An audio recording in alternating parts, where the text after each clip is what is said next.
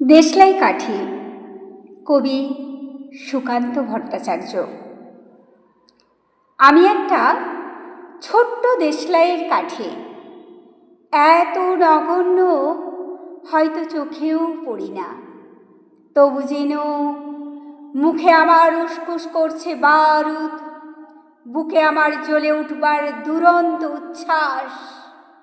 আমি একটা দেশলাইয়ের কাঠি।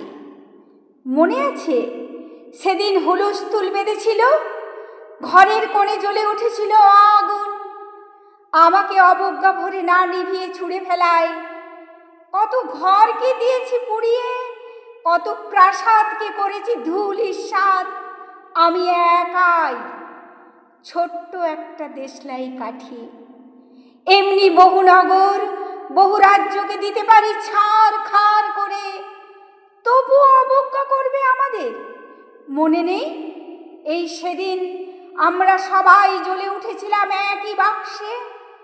চমকে উঠেছিলে, আমরা শুনেছিলাম তোমাদের বিবর্ণ মুখের আর্তনাদ।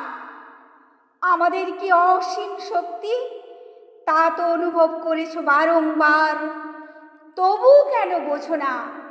আমরা বন্দি থাকবো না তোমাদের পকেটে পকেটে, আমরা বেরিয়ে পড়ব, আমরা ছড়িয়ে পড়ব শহরে গঞ্জে গ্রামে, দিগন্ত থেকে দিগন্তে।